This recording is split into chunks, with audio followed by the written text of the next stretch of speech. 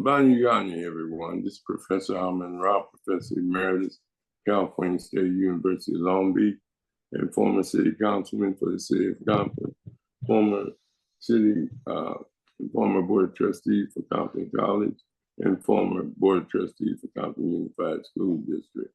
I want to welcome you to the Conscious Corner program tonight, where we discuss actual facts about Black, and that we speak truth to power and do deep thinking and courageous questioning.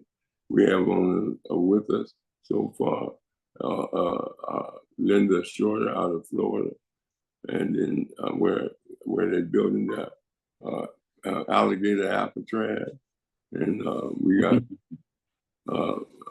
Ernest McBride, who is an archivist for the Ernest McBride Sr. out of Long Beach, California archives. And we have Brother Rashaki, who was the person that provides us the platform to have our presentation tonight. Rashaki, is there anybody else on? I can't see him. Just a guess. Okay, just the ones I said. Yeah, everybody, yeah, you mentioned everybody. Horn didn't come in yet.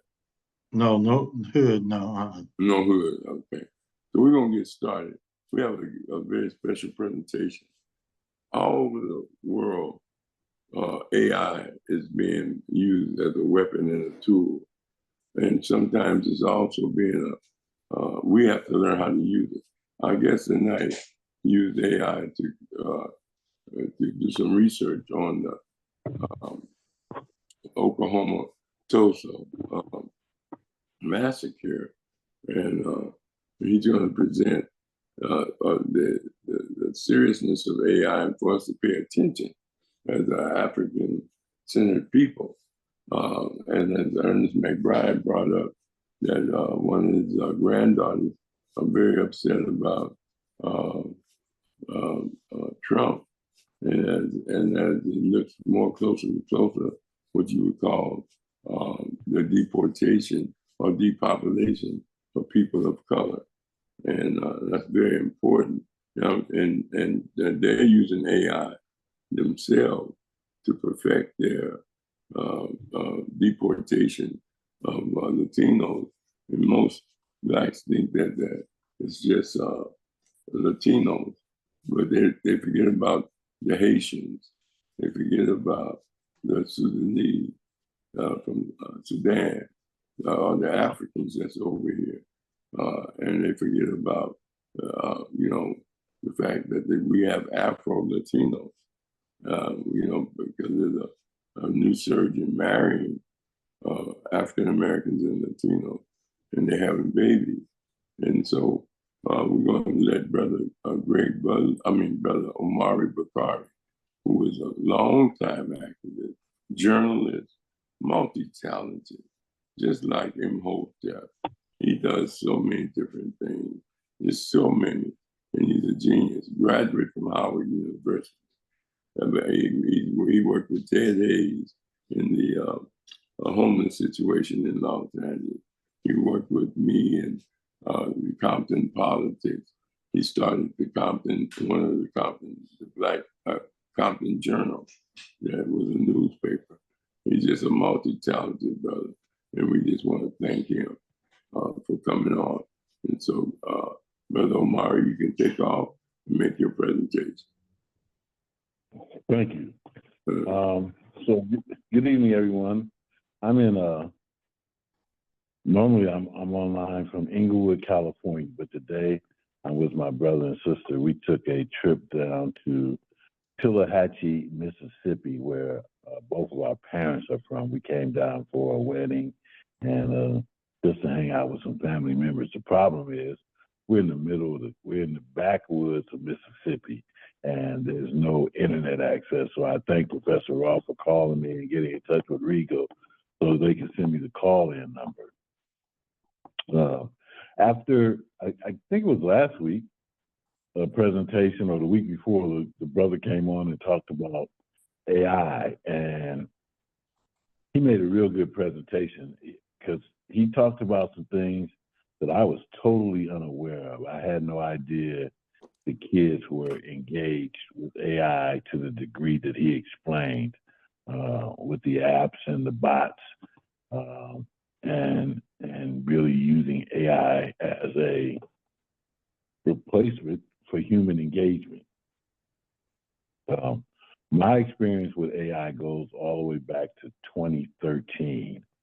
In 2012, I left LA and relocated to Baltimore to, actually my goal was to go back to continue education, but I started working with some guys that I went to undergrad with, and they had put together a company called N&C Inc. that stands for Notice and Comment.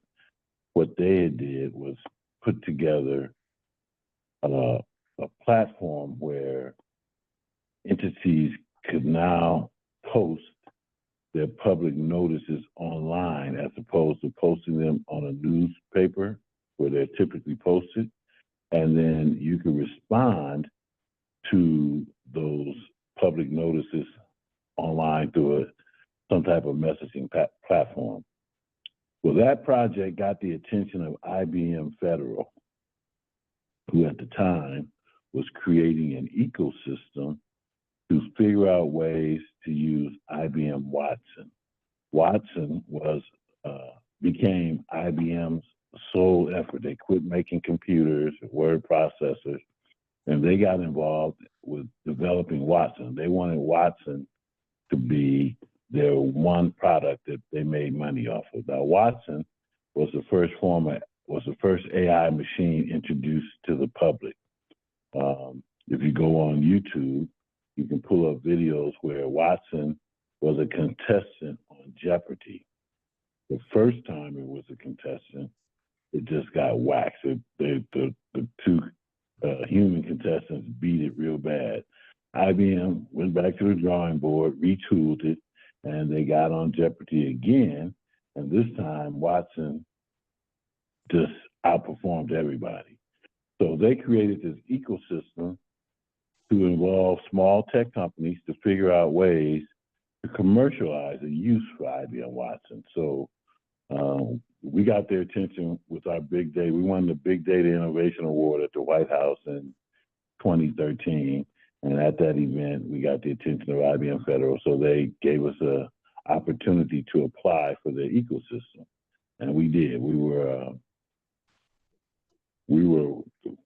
the 10th company selected for their ecosystem out of about 250.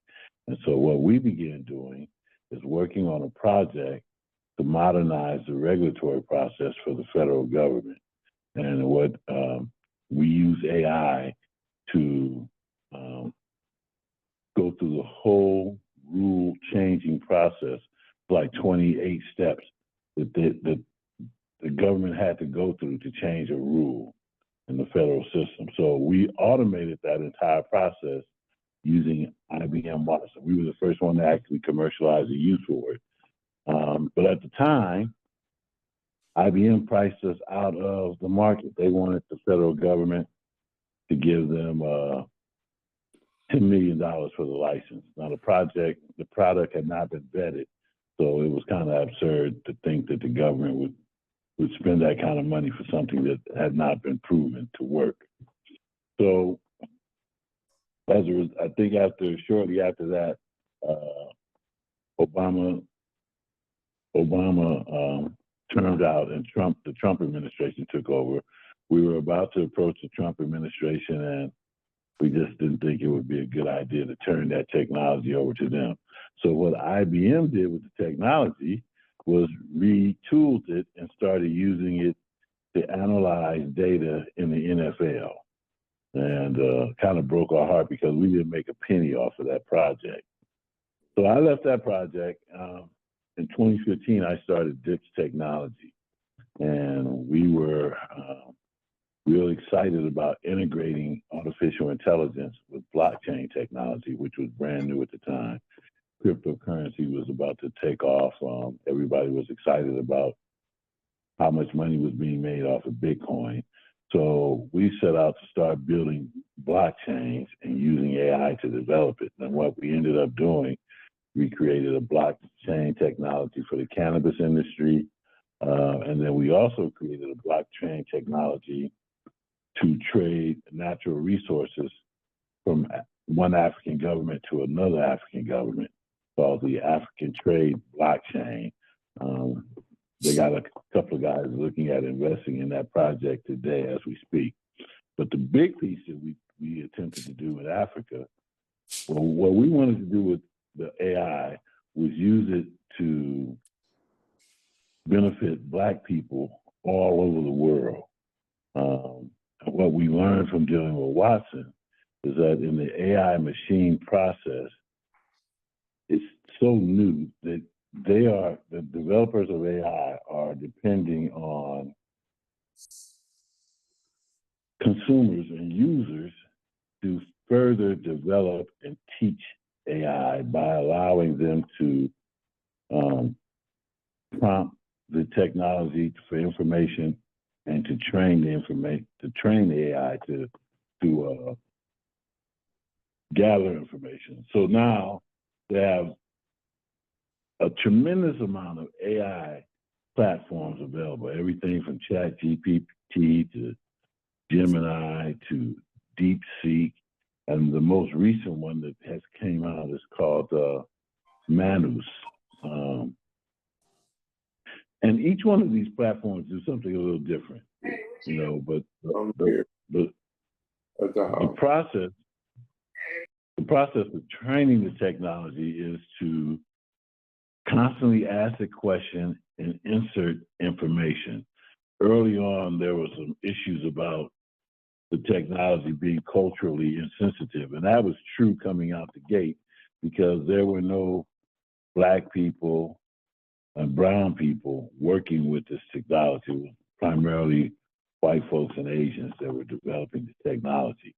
So their inability to convey the interests of Black folks into this technology fell real short. And so you could ask it a question, something about Black people, and early on they couldn't answer those questions. Today, that's changed. You can create bots. The bots are like a robot for AI, and you can train those bots what to look for, how to respond to questions, and how to build based on the prompts that you ask them.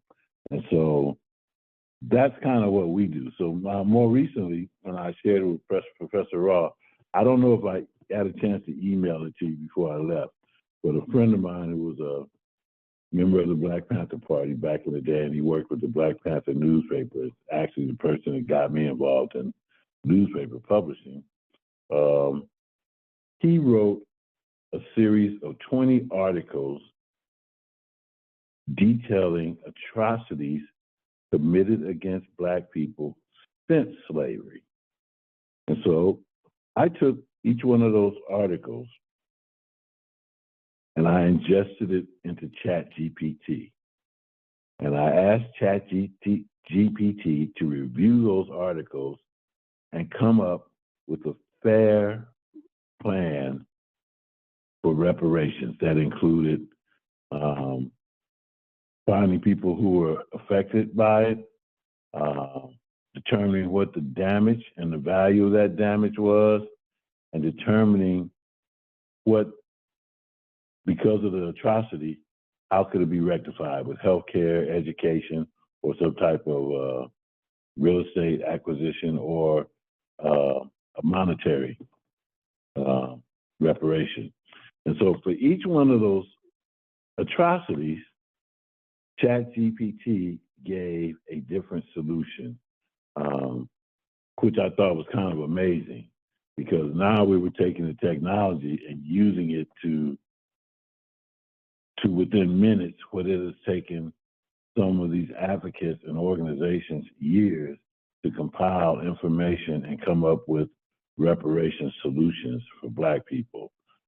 Hopefully, I will publish that. Renee and I will publish that by the end of the year. But in the meantime, Professor Rahh, as soon as I can get back online or get home, I will send you that document so you can share with everyone else. And then it's amazing because it gives you instructions on how to locate family members that were affected by these atrocities. It talked about the amount of property was lost and what it would be valued at today.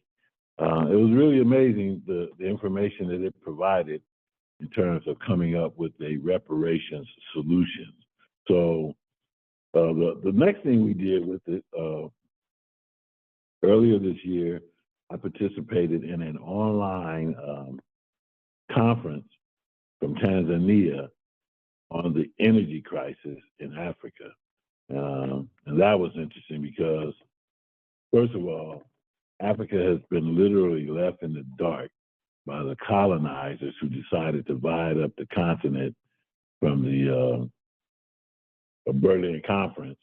And while those colonizers continued over the years to extract resources from Africa and build wealth for their countries, Africa is still literally in the dark. 80% of the population in Africa is without 24-hour electricity. And one of the biggest things that came out of that conference was because they didn't have the electricity, they weren't able to prepare a healthy meal for their family.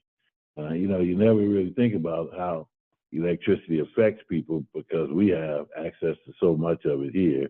We get to look at TV, listen to the radio, cut the lights on whenever we want to. Now we got electric vehicles. So electricity for us we've never seen it as a problem. But in Africa and most of those countries, 80% of the population is without electricity. So we began to use the technology to figure out solutions to resolve the electrical problem in Africa. And it gave us some amazing results and projects that we immediately reached out to countries like Liberia, Ghana, Burkina Faso, Mali, Niger, and Botswana, Zimbabwe, Mozambique, and Namibia to try to help them leverage their resources to build solar energy facilities throughout these countries where they can now resolve the electricity problems, which would allow them better healthcare, better education, and allow them to create economies. So we've been using the technology to do things like that. Now, more recently, I just created a senior citizens adaptation program. Hopefully, we'll be doing it at the Dollar High Center in Compton, and we're still working out some deals to do it in a couple of places in LA. But what we want to do is help seniors adapt to today's technology, specifically their phones, computers, and using AI to tell their stories. So hopefully we'll be rolling this out in different spots throughout the city over the next couple of years, but I'm really excited about that. So if you guys have any questions, let me have them.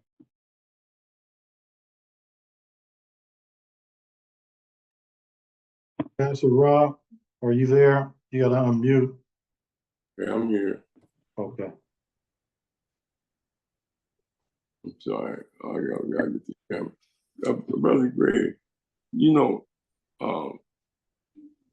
Trump and a few of his agencies is using AI for this deportation. They mentioned it on one of the news stations. And then second, how, when you say we need to get involved, are we behind getting involved?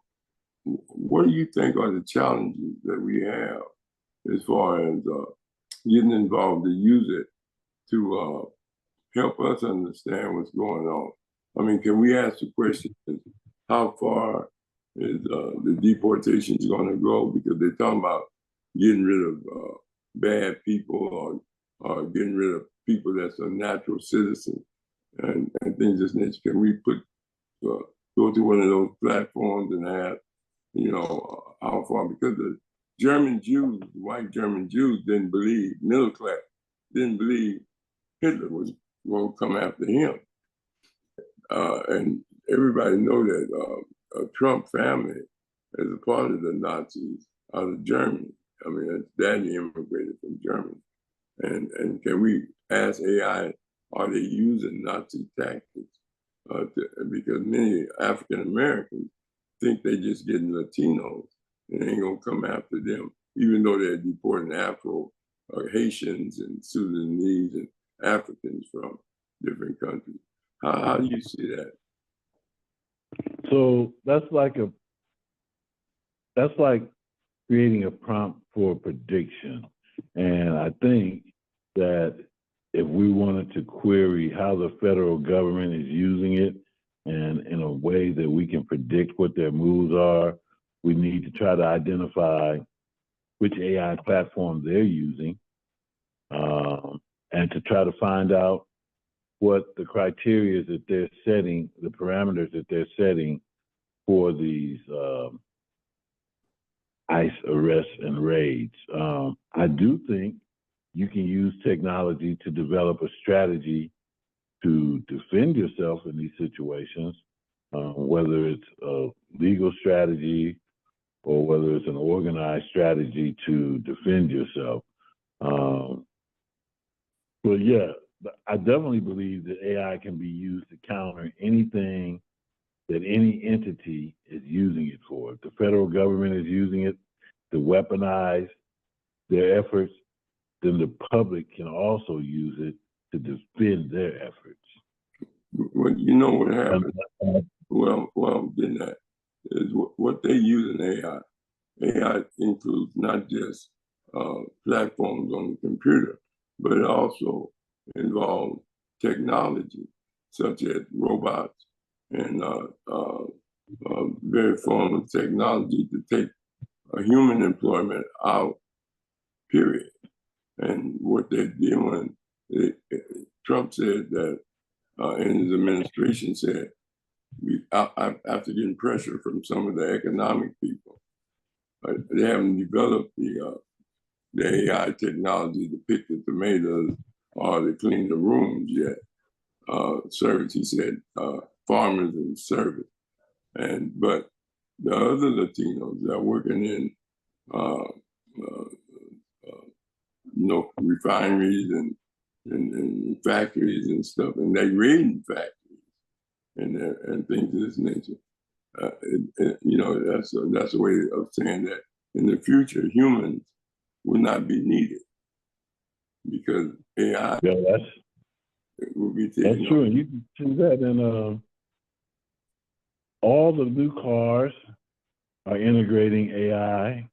All the new cell phones and all the new computers have an AI application that they're using. But I think as far as the government and as far as the Trump administration is concerned, if people are going to organize against whatever the government is doing, AI is a perfect place to start that organization and strategy development. But at the same time, this is how AI works. Garbage in, garbage out. If you feed AI garbage, it's going to give you a garbage response. So in using AI for any situation, you got to know how to ask the right question, which is referred to as a prompt. You got to ask the right prompt, and you got to continuously teach the system what it is you're trying to get from it. But everything now is using AI. So I'm not sure how the government is using it to deport people, what type of information that they're feeding into it to abstract from it. But I do believe that whatever they're doing, we can counter it. Well, it don't matter because in the deportation, they're picking up everybody and then running. Right. And they don't care about no constitution. They don't care about the code. They don't care.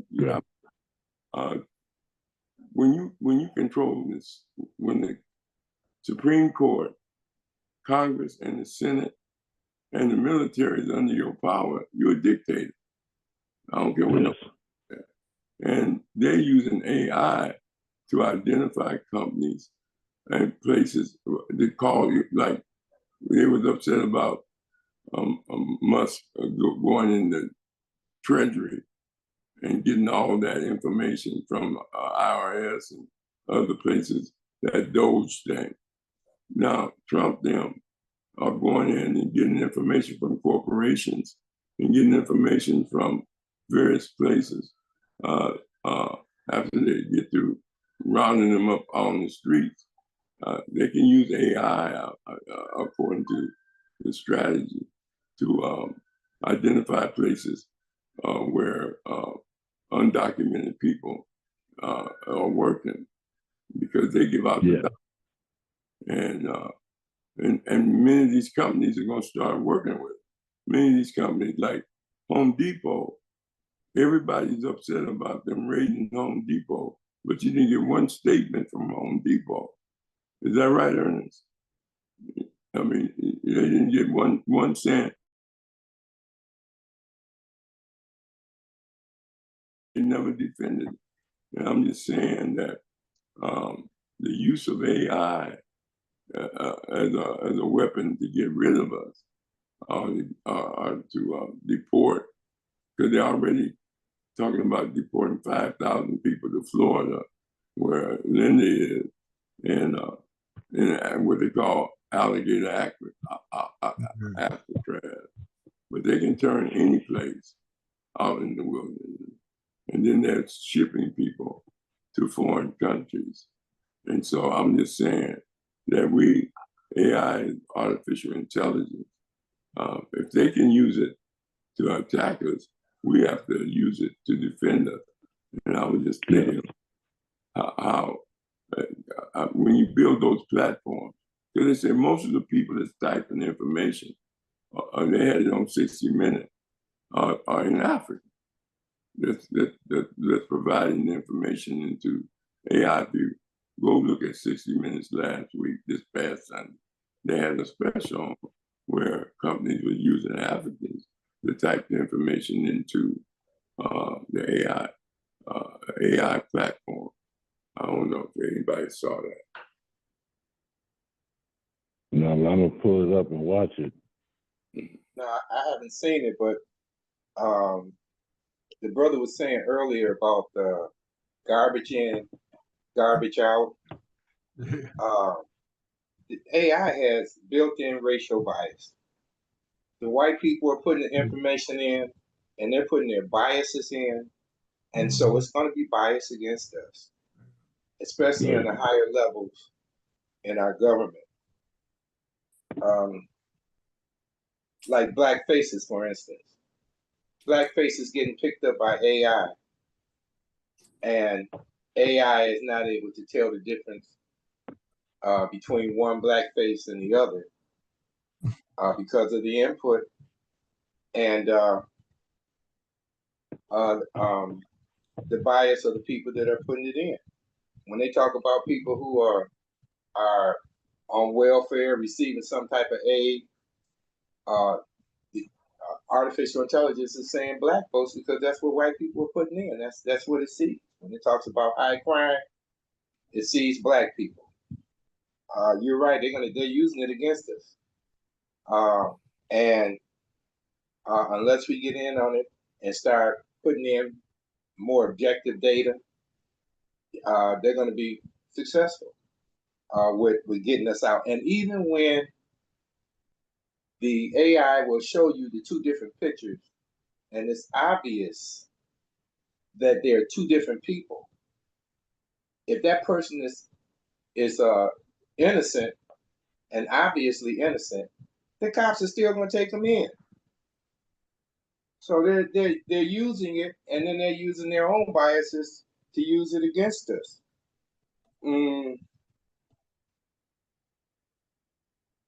And then now we get to the point, or have gotten to the point, where AI is becoming they're disobeying requests. And this was a trip to me. AI is learning to escape human control. I was watching this interview on YouTube where AI even resulted to blackmailing one of the scientists to keep the scientists from cutting it off. It had accumulated all his text messages and phone calls, and it had come to a conclusion that this scientist was having an affair, and he threatened, the AI threatened, I kid you not, to expose him if he cut off the AI system. Ain't that something? So it's starting to, I don't know if you could call it think, but it's starting to disobey requests. But yeah, garbage in, garbage out. Only white people putting in the information is going to have an internal bias against us. And how do we become a part of the people who put in the information to AI to help eliminate as much bias as possible? I would question how legitimate are these reports and stories that people are telling. This is CNN. That's what I'm saying is CNN. So I just would question that, but I mean, you got to take precautions anyway. So, well, you got to find out how it worked to take precautions, and they don't know what's going on in it, and they are refusing to invest the money, an adequate amount, and it's progressing faster than they are actually investing and doing any research and development. Well, what I would say is that, first of all, AI is a machine, and someone built the machine. And whoever built the machine can plant the type of seed or the type of information they want this machine to deal with. If you guys are using ChatGPT, you're having these personal conversations with the machine. And in most cases, those conversations are contributed to a larger scheme, but those conversations are your conversations with that machine. And the machine remembers those conversations. So it can always go back to the conversation. You can always ingest information, and you can teach that platform what it is you want to achieve.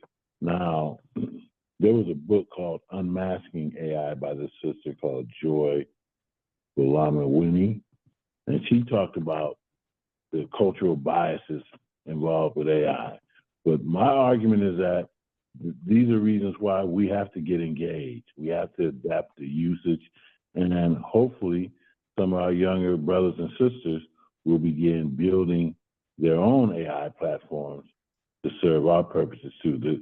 The technology is available for everybody now.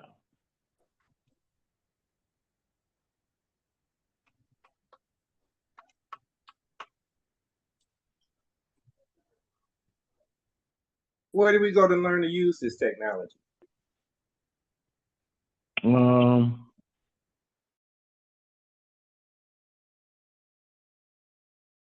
Are offering AI courses and prompting courses, but there are there are Black organizations and groups popping up online that are having discussion groups and teaching people how to create the prompts, ask the right questions, and just the right kind of information. But if you look online, I guess you could search Black AI groups, and they'll come up. And so there's some brothers and sisters out there teaching how to use the technology and different ways of using it. Like I said, you can use AI to write articles, to write business plans, or whatever. I use it to address solutions that these these are solutions that I'm trying to get at that I can do on my own, but using the technology collapse the time frame because I can get it to do the research, I can get it to do the analysis, and sometimes it doesn't come out right. Like with some of the results that came from the articles written by Renee, the different atrocities, 20 different atrocities. You know, we had to run it back through a couple of times to get the type of outcome that we desired. So, you know, their curriculums, programs, and organizations all around dealing with AI. And AI is the future. It's here. It's not going anywhere. You know, it's here. It's going to become more and more part of what we do. Somebody just showed me a video yesterday of a robot walking down the street in Detroit. You know, Amazon is getting ready. Amazon has already said they're going to replace humans in their warehouse with robots in the next few years. They have started. Elon Musk is already has an assembly line to build robots. So they're here. They're coming. You know, LA is one of the few places on the planet that we drive daily with autonomous vehicles that are using AI technology to drive up and down our streets. And I actually saw a Waymo attempting to make an illegal traffic maneuver.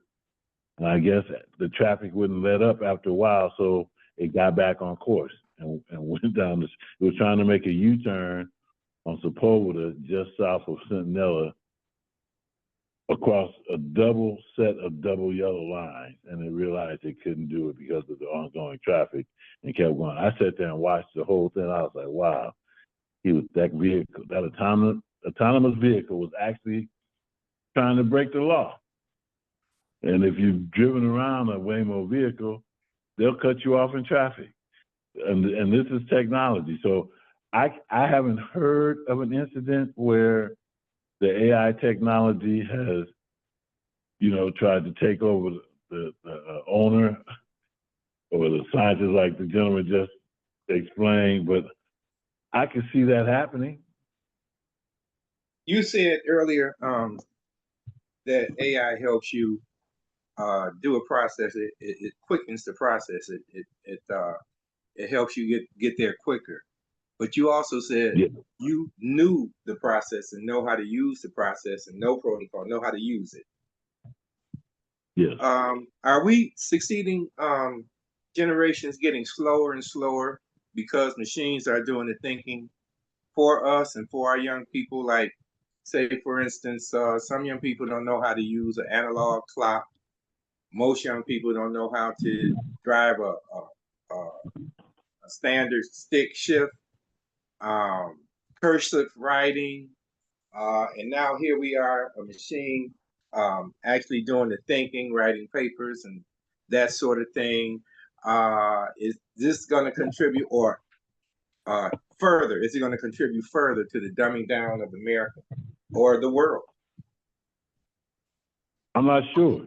You know, Dr. Michael Beatty, who runs STEM 54 in Los Angeles, he is adamantly against the use of AI technology in the learning process.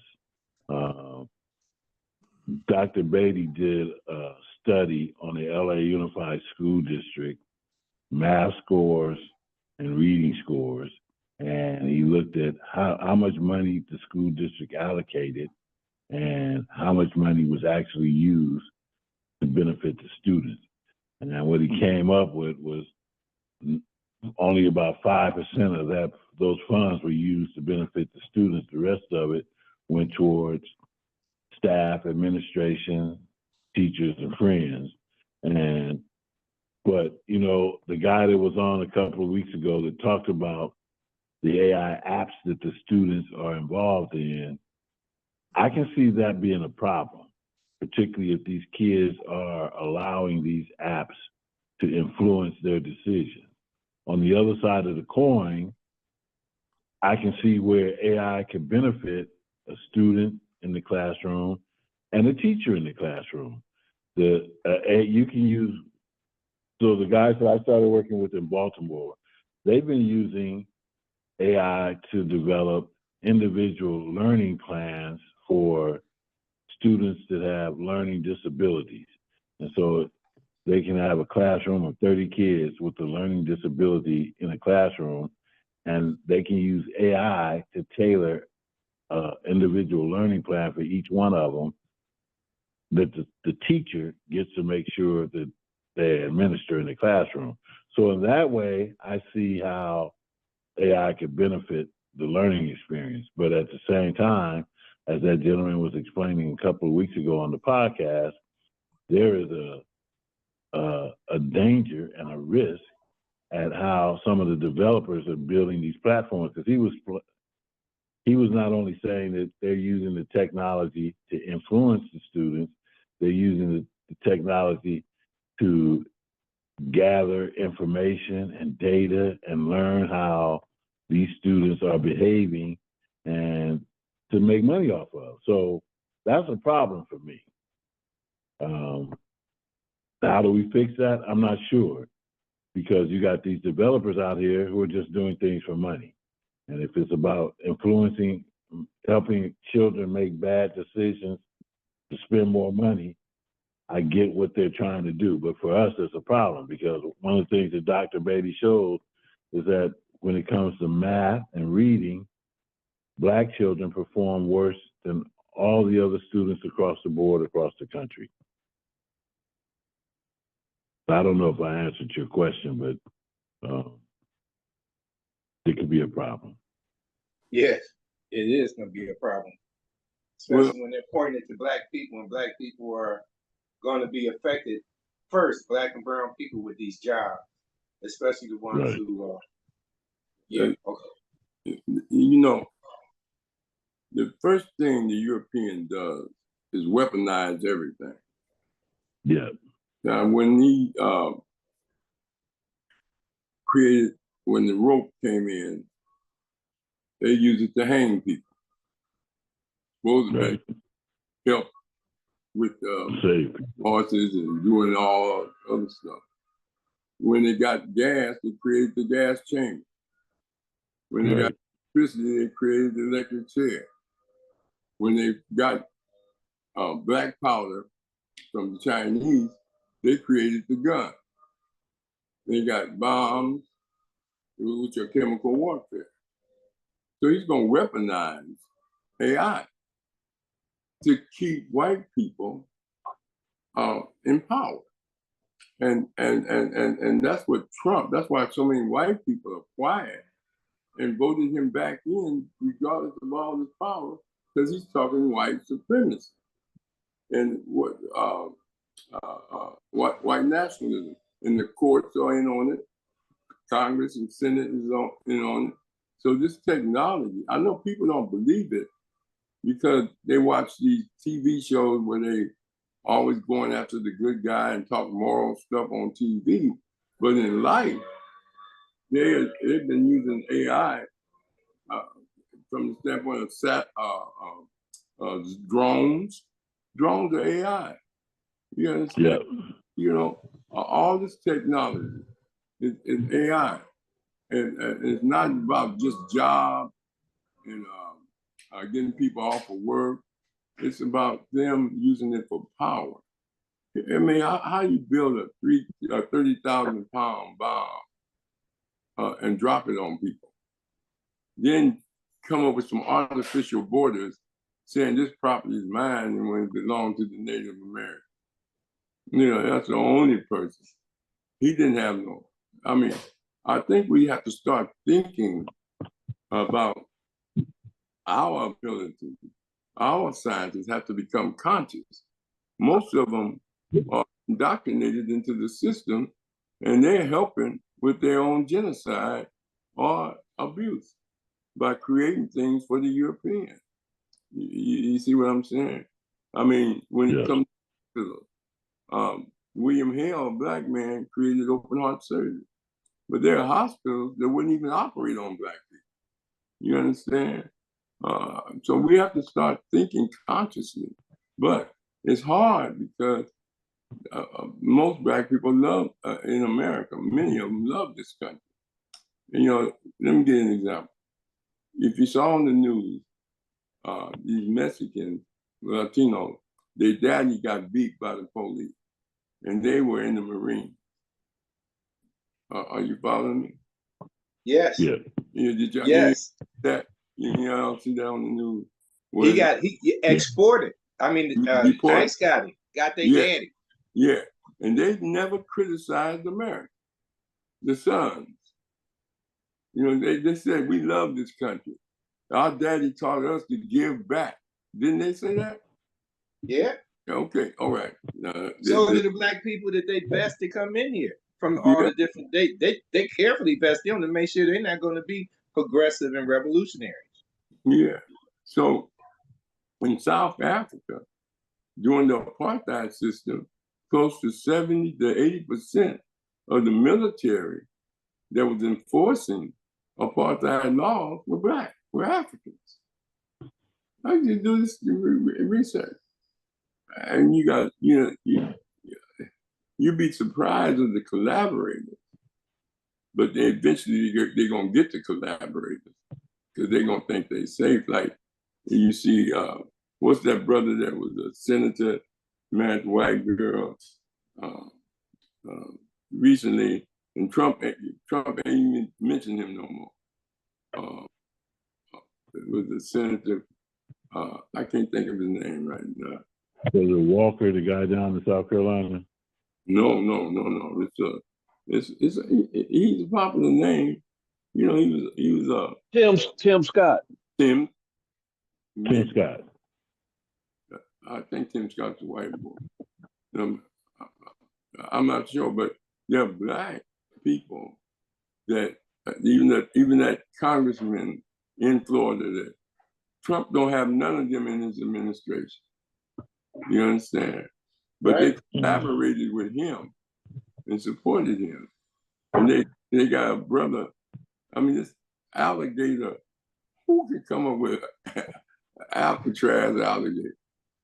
I mean, turning a swamp into a prison, you know. And so I'm saying we have to begin to get ahead, get technology, get the AI and brain thing, as you say, most people put the information in. And pivot to the jobs. Yeah, and get ourselves together. You know, Greg, and I know the universities are doing it, but can we get to 100? Or well, it's not 100 no more. Somewhere around 90 black colleges to do it, but 50% of their faculty are white. That would be interesting. You know, so you know, we got to think. Professor Rahh, someone like yourself who's on a high level of our intelligentsia and all your children, can you see yourself pivoting your grandchildren toward skilled trades jobs, toward medical jobs, toward like say maybe a nurse practitioner or something like that, considering that most of the higher level intellectual jobs and entry level positions, likely more than half are getting ready to go. Our intelligentsia ready to pivot and have a different mindset, to pivot from what we were traditionally successful at and pivot to the skilled trade jobs where you have to work with your hands.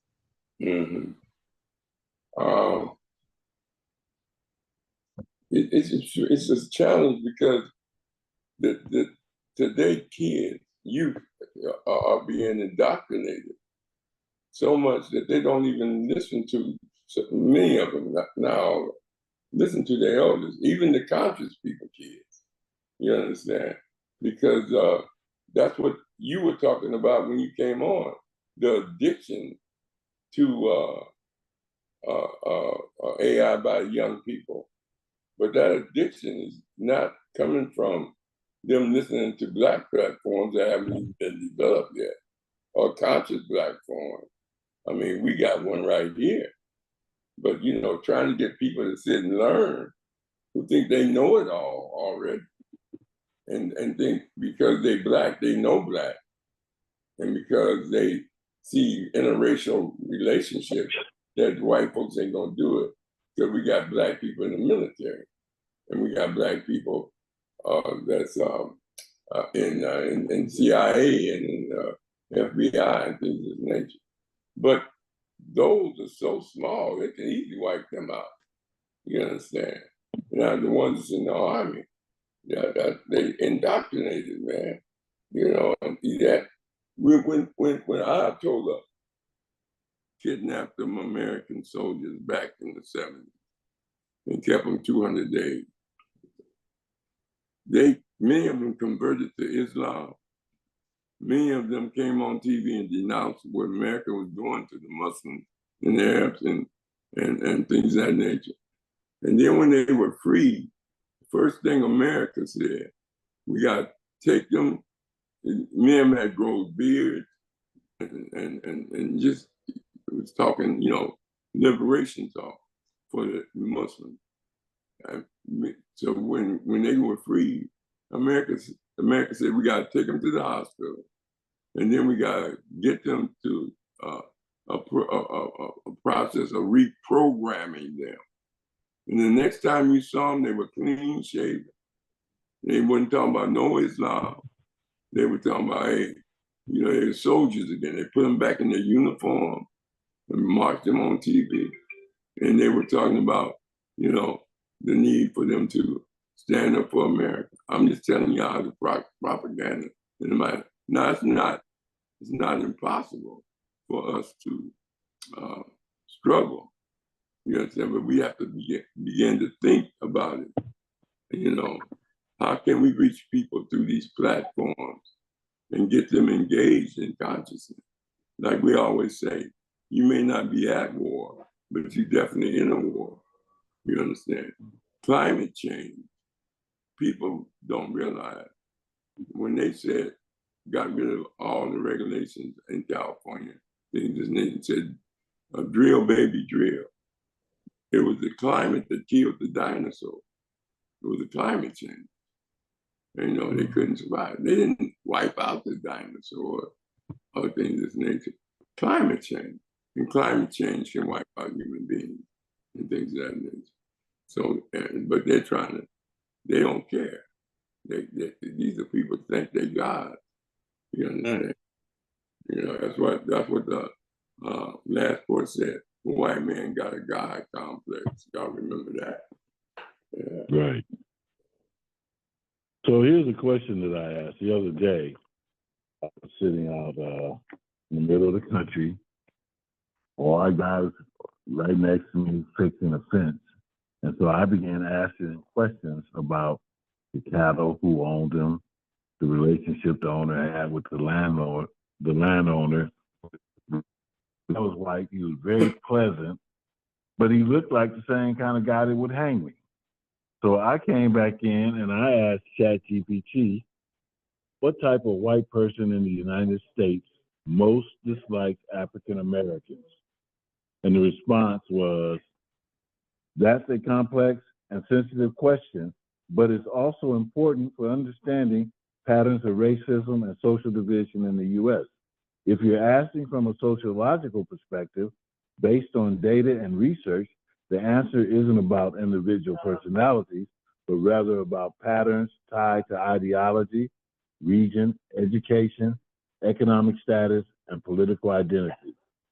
Here's what studies and polling data over the years suggest. And then it gave me 1, 2, 3, 4, 5, 6 groups of white folks and how and to what degree they dislike black people. Mm. So, you know, that's those are things that AI outputs based on these questions that we ask them. But we got to ask them the questions. You got to train the machine to take our people and our culture into consideration. Mm. Yeah. It's a struggle, man. Wherever we at, it's gonna be a struggle. And we have to deal with it, you know. But I still think I agree that we have to sometimes, you know, once you know who you are, it don't matter where you are. Our struggle to be free so that we can be ourselves helps us be conscious of the environment um, and the reality of the system. Most people, many African Americans don't see the danger. We're in dangerous times, difficult times, and demanding times. And they don't see it because they're full of Disneyland, Magic Mountain, Taco Bell, Pizza Hut, and things. All food is a drug. You understand? And some people get high off of it eating. You understand? They get a euphoria, not a brain high, but some type of euphoria from eating. And that's why they can't stop sometimes. And so the system, that's why we have Rashaki bring on people about nutrition, about eating right. And when you eat right, you think right. But as long as you're eating wow, you're going to act wow. You understand? So, I mean, we got a lot of work to do in educating our children and educating our families to the reality that what's going on. Like Brother Ernest said, I think it was his granddaughter said, I'm scared of what Trump is doing. And what Trump is doing is what America is doing, because he got all the institutions behind it, supporting it. And they're acting like they're not, but they are. Give a man immunity, and then he give people that attack the Capitol, which is attacking America, immunity. So that's a struggle in itself. So anyway, that's all I got to say.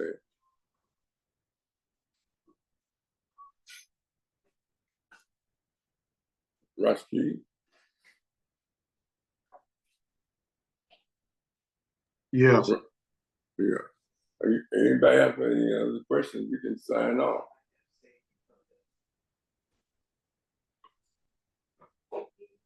Let me pull up. You there, Rashaki? I'm here. So no more questions? Well, the only thing I can see now, I'm thinking back when I worked with the Navy and in the 60s and 70s. Well, I worked there from 66 to 97. And then they was kind of talking about AI even then on a lot of different radar systems and stuff on the ship where they, you get data from targets that you're tracking and you're feeding that in the radar and it's doing the range and height and asthma, and you can predict where the target's going and where you're going to fire next. But all this was like war effort stuff, because one of the radars that I worked on was built by ITT company in Van Nuys, and they are, and then we had a lot of products from IBM where they were, kind of feeling around with AI then, and then I kind of see now where it's kind of going, but like the speaker said, they used to have a saying, "Gazenta in and Gazetta out," and it was like garbage in, garbage out. So if you don't get the right info, you can come up with the wrong information, So, and I can see that can be a problem because you still you're trying to get a machine to think like a human, but do it much quicker and much faster and absorb more information. mistakes can be made, and how do you deal with that? So, sure, I can kind of see how things have really changed. Like how he was saying about the young people now, you got them running. Most of them I see this in the AI and stuff, they're doing it for gaming, do gaming system and robotics and stuff. So I don't know. It's really something to put all that together.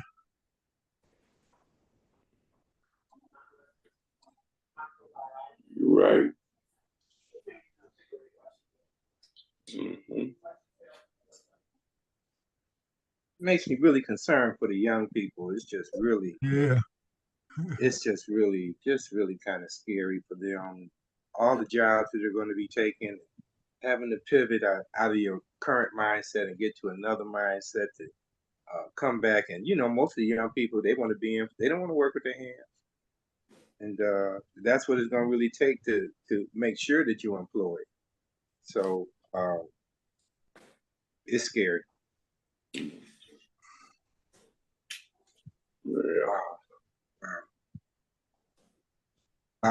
And it's already here. I saw something earlier where I saw some Walmart employees standing out in front of the building crying because Walmart had already started to put these robots in. I saw one store with was it Walmart or something where somebody went into the store and they put all the stuff into their baskets and just walked out the store and everything was calculated. So there go the cashier job. The jobs with the fast food, that's going to go. The jobs where you call and you want to get information over the phone, those are almost all been gone. Yeah. So a lot of those have been black and brown jobs. So, wow, where do we go? It's only going to be so many people who can program these things. It used to be in the old days back when when you invented a new technology and you had a machine to take over. You also, let's figure out what are we going to do with this employee, because we can't just leave him stranded and hanging. So you have to find something for him. Yeah, we're in cruel times though, man. It just seems like Ernest, they don't care about that anymore. Right. Just like they just passed this thing, they're taking away. And these people voted, they're taking away Medicaid. I mean, this is just crazy. And the people representatives have voted for this. Yeah, I don't get it. Yeah. Just no care. They don't care about the people. We're really. Oh man, this is like a bad science fiction movie. Well, with this technology means that they're going to have to build data centers. They're going to have people that code. And a lot of these kids that are playing these games and digital games and online games, they're going to be the future coders. They're going to work in these data centers. They're going to, the Library of Congress has volumes and volumes of text and books that are going to need to be updated and inputted into these data centers so that people can have access to this information. So the workforce will get smaller, but it's going to change. It's going to change with technology. It's going to change with the industry that's leading the technology into the future. So the thing that we have to be concerned about is, under the current education system, will our youth be able to participate because of their inability to perform at a sufficient math or reading level? Oh, if that's the case, then no.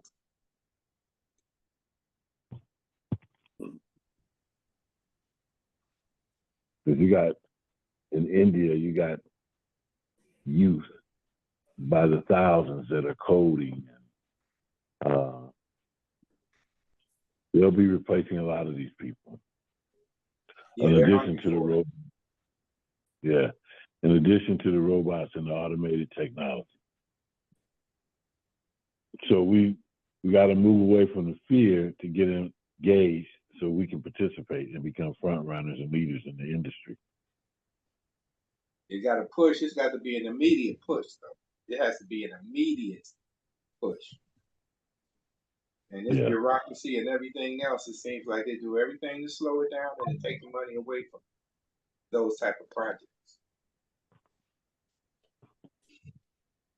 Yeah. Whew. All I got to say. Oh. Rashaki, what about tomorrow? We got Professor Ife Jai coming on, Dr. Ife Jai. She hasn't been on in a while, but she's back. And the topic is, where is the voice of the people in times of crisis? That's kind of what you've been talking about, Rahh. Mm. So that's what we have tomorrow, everybody. All right. What time? Will I be able to access it with the same information, Rico? No, that's I would have to send it to you. It's a If you can, you'll still be if there you can remember, tomorrow? please send it to me. Yeah, I'll send it to you tonight. All right, thank you. All right. We wish everybody blessings without numbers, all good things without the end. And hey, the struggle continues. Education continues. All right. Each one teach one, Conscious Corner. All right.